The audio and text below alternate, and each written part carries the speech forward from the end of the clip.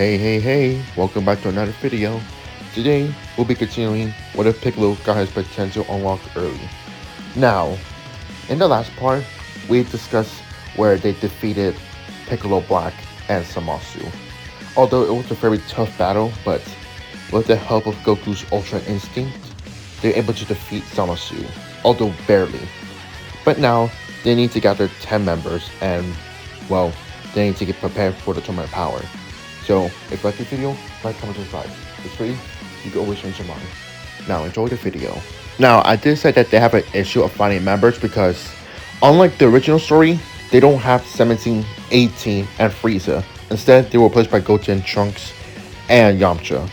And I did say that it's not a big deal when they don't have the androids. Although later on in the tournament, they're going to figure out that it is a big deal since Goten and Trunks are not strong enough.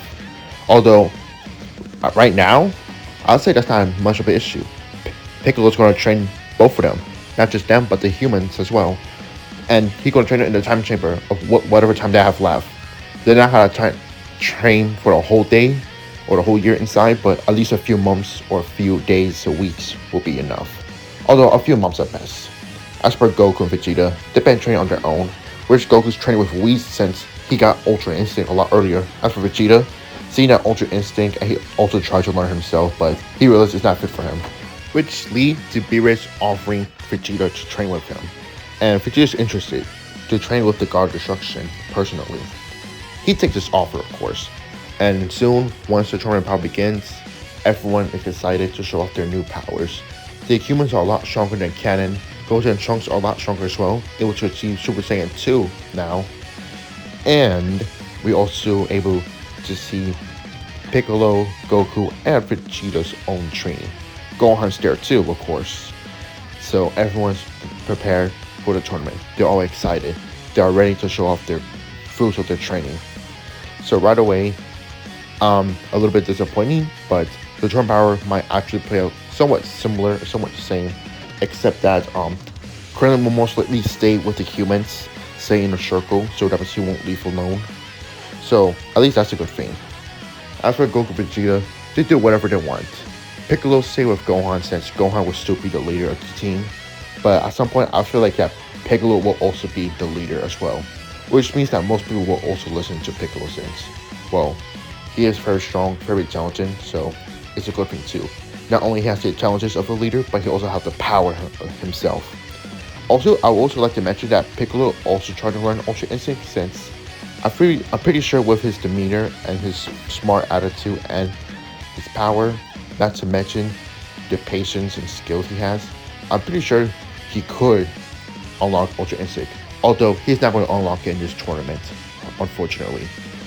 All he has is, well, his orange form, but not to mention, remember, he also has Kaioken, so he might also stack that on top of his orange, which he'll be able to use that effectively.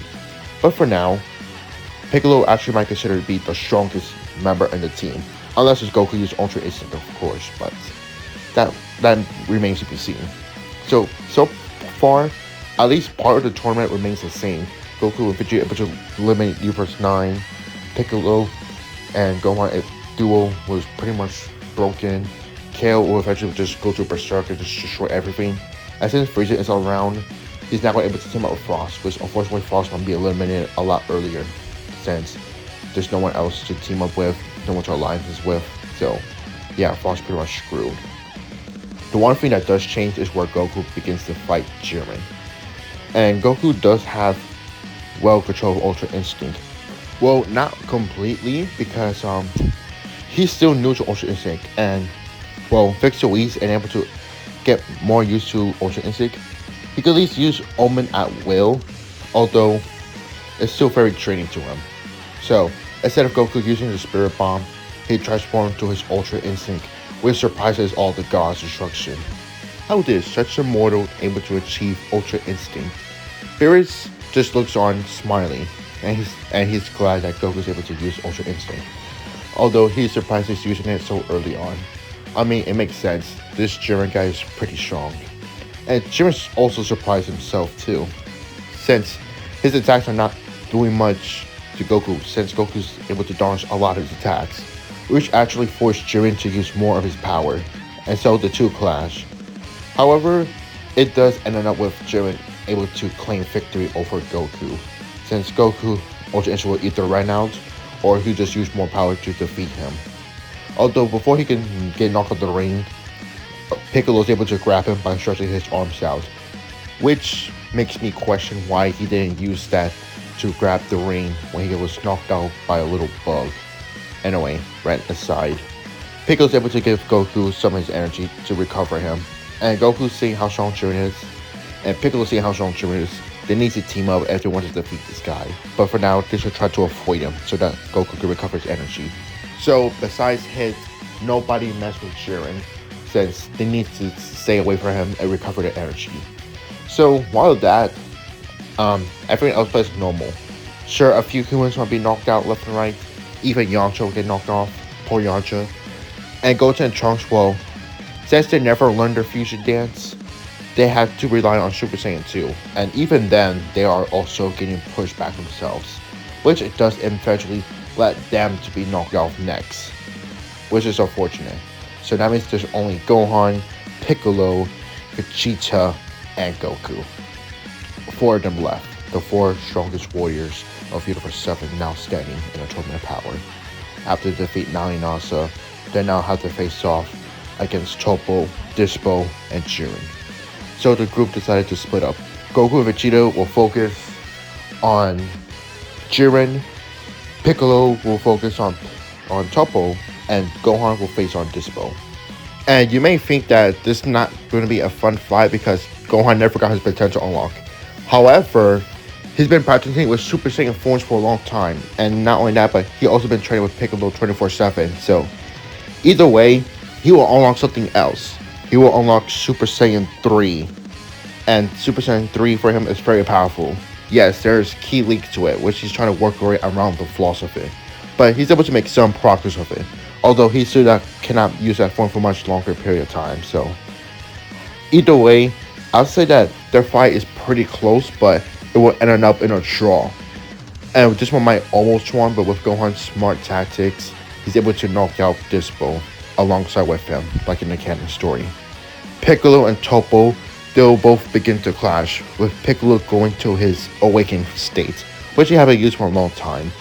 And he's able to throw hands with Toppo, which Toppo's surprised, like Piccolo's strength. Although, the two of them still continue to brawl.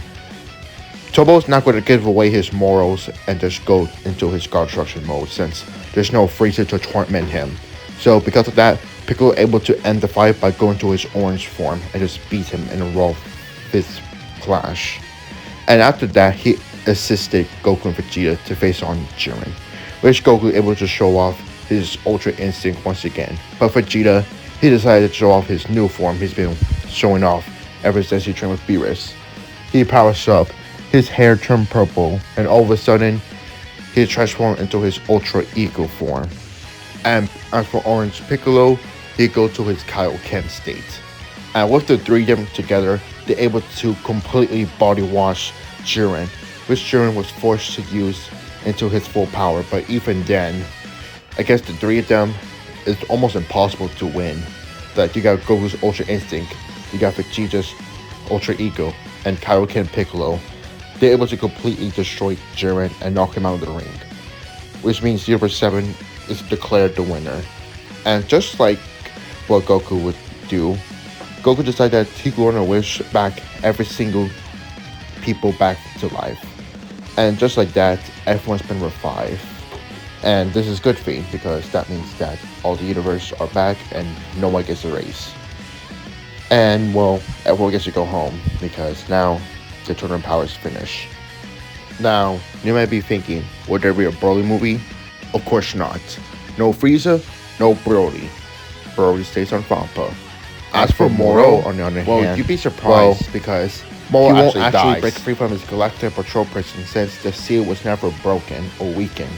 Since Boo was never released, this means that Boo just remained in his seal, and that means that Moro's seal will never be broken. So Moro remains to rot in the prison, and until we find someone stronger enough to kill him, which the Galactic Patrol doesn't really have anyone that's strong enough to kill him, but for now, Moro is just going to remain in his prison forever.